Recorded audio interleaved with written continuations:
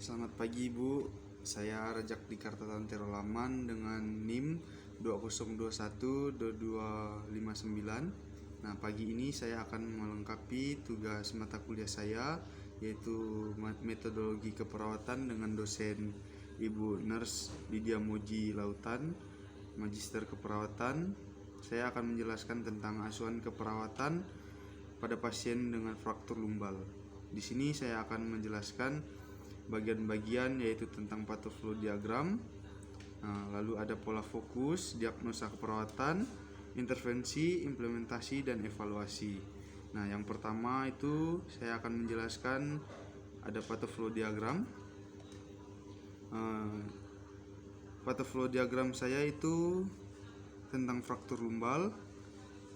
Itu terjatuh dari ketinggian, ada kecelakaan lalu lintas, lalu kecelakaan olahraga, itu seperti menunggang kuda, saat bermain sepak bola, dan lain-lain. Lanjut itu ada luka tembak di daerah vertebra, lalu gangguan spinal bawaan. Bawah itu ada trauma mengenal tulang belakang, lalu ada cedera kolumna vertebralis dan cedera medula spinalis. Lanjut itu ada kerusakan jalur simpatik descendant, terputusnya jaringan saraf di medula spinalis. Lalu ada kelemahan fisik umum, ada paralisis dan paraplegia.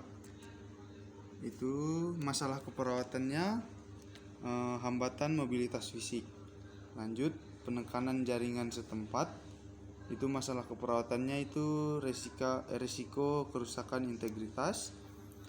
Lanjut itu ada penurunan kemampuan melakukan perawatan diri, itu masalah keperawatannya ada defisit keperawatan diri. Nah, lanjut lagi perdarahan mikroskopik, itu ada reaksi peradangan, shock spinal. Nah, ini respon nyeri hebat dan akut, itu masalah keperawatannya nyeri akut. Lanjut penurunan tingkat kesadaran, itu masalah keperawatannya risiko trauma. Yang terakhir itu blok saraf parasimpetis, itu ada kelumpuhan otot pernafasan, hipoventilasi, gagal napas, dan masalah keperawatannya itu ketidakefektifan pola napas. Lanjut saya akan menjelaskan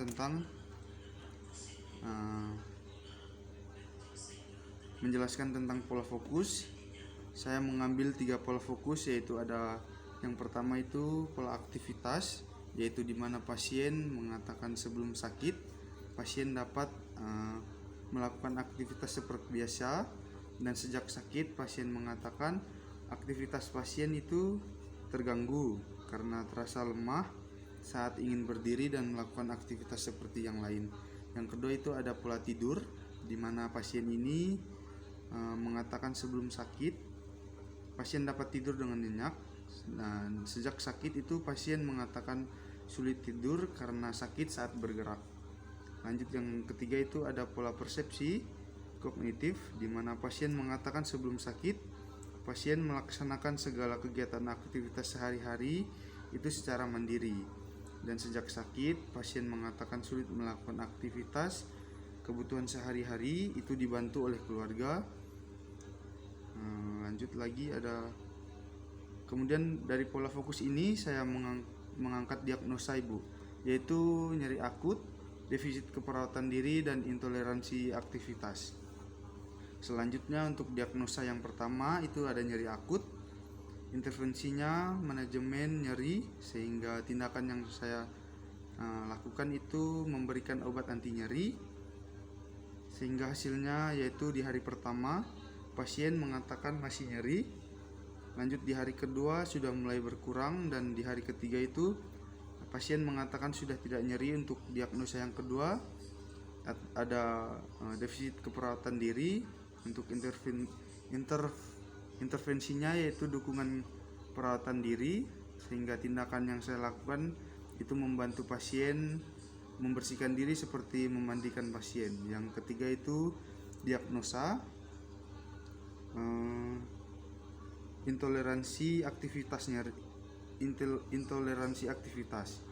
Intervensinya itu manajemen energi, sehingga tindakan yang saya lakukan adalah memberi